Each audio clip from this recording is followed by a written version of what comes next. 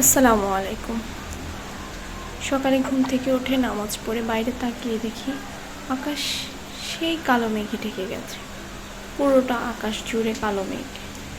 এখন অবশ্য সকাল, বিকাল, দুপুর এনি টাইম আকাশে কালো মেঘ এসে প্রচুর বৃষ্টি হয়, আবার প্রচণ্ড গরম পড়ে।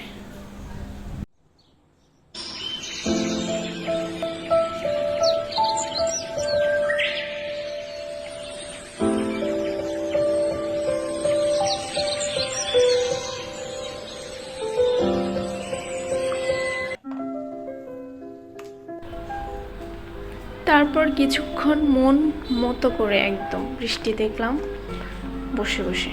বৃষ্টি দেখে তারপর ভাবলাম সকাল তো লেট হয়ে যাচ্ছে, কাজে তো যুক্ত হতে হবে।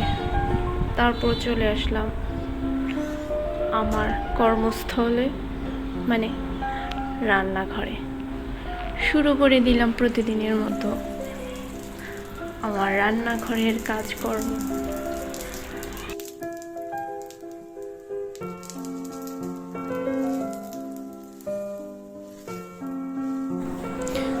আমরা মেয়েরা যে যে প্রফেশনেই থাকি না কেন, এই কর্মস্থলে কাজ আমাদের করতেই হবে, প্রত্যেকটা মেয়ের। এবং আমরা এটা খুব আনন্দ নিয়ে, খুব আগ্রহ নিয়ে করতে পছন্দ করি নিজের সংসারের নিজের কাজগুলো।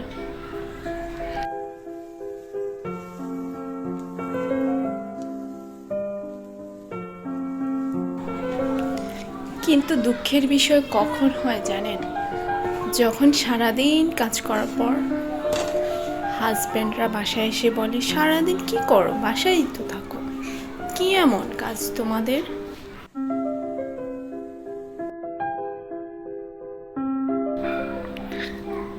তারপর সকালের কাজকর্মগুলো মোটামুটিভাবে গুছিয়ে একটু নিজেকে সময় দেওয়ার জন্য বসলাম। আমার কাছে নিজেকে সময় দেওয়া মানে ইবাদত করা, একটু পড়াশোনা করা, একটু রূপচর্চা করা, এগুলো।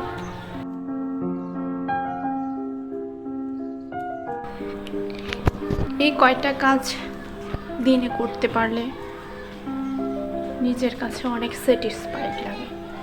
না, আসলে আজকের দিনটা কাজে লাগাতে পারলাম, এরকম কিছু মনে হয়।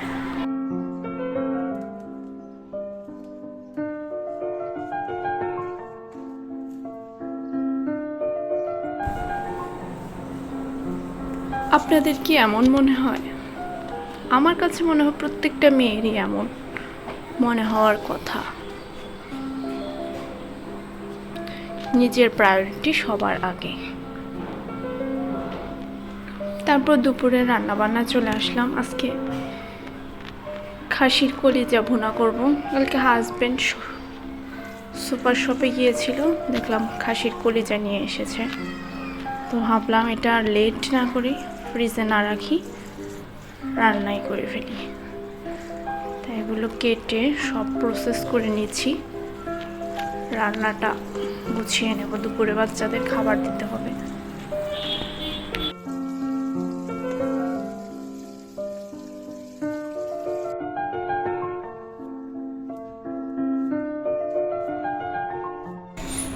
আসলে আমরা মেয়েরা সংসারে যতটাই এফোর্ট দেই না কেন, আমাদের উচিত নিজেদের যত্ন নেওয়া, নিজেদের কেয়ার নেওয়া 100%। কারণ আমাদের যত্ন কেউ নিয়ে দেবে না, আমাদের যত্ন আমাদেরকেই নিতে হবে।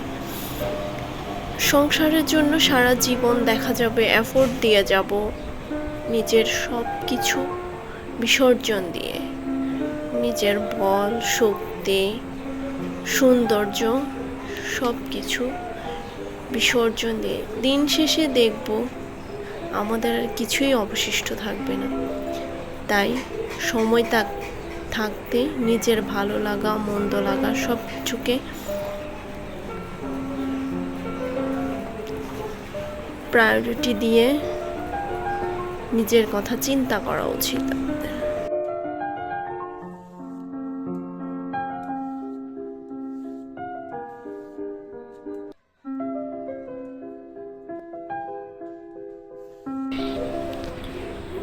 কলিজাটাকে কেটে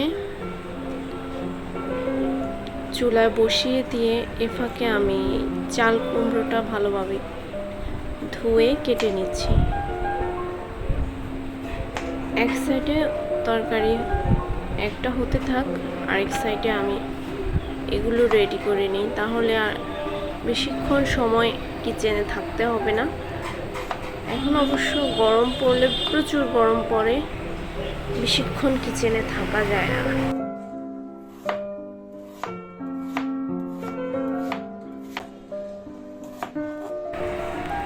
তাই ট্রাই করি যত তাড়াতাড়ি সম্ভব কাজগুলোকে গুছিয়ে কিচেন থেকে বের হয়ে যাওয়ার। আসলে কিচেনে বেশিক্ষণ থাকলে খুব গরম লেগে যায়।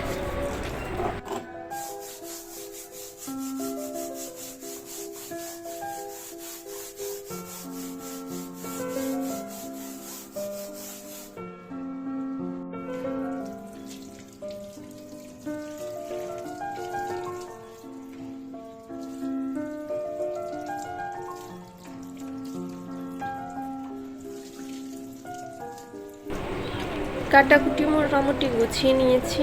এরপর চপিং বোর্ডটাকে একটু ধুয়ে নিচ্ছি। বেশ কয়েকদিন হলো চপিং বোর্ডটা ধুলাম না, তাই ভালোভাবে ডোলে ধুয়ে নিলাম। ফাঁকে মাংস বসানো হচ্ছে।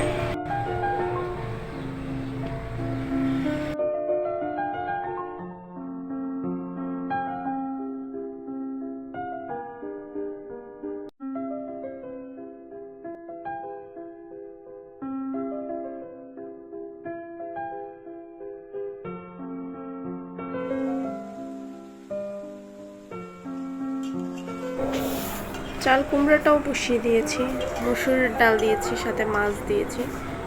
ভালোভাবে কষিয়ে তারপর ঝোলের পানি দিয়ে দেব।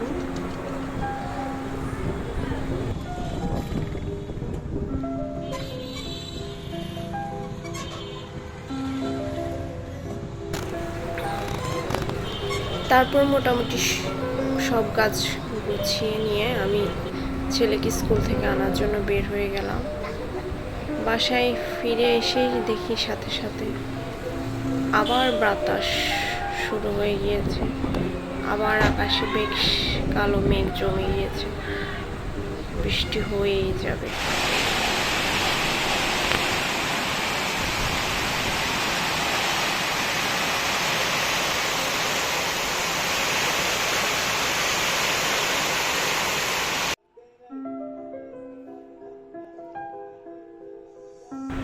তারপর বিকেলে বাচ্চাদের নাস্তা দিয়েছি, তারা নাস্তা খেতে খেতে একটু টিভি দেখছে।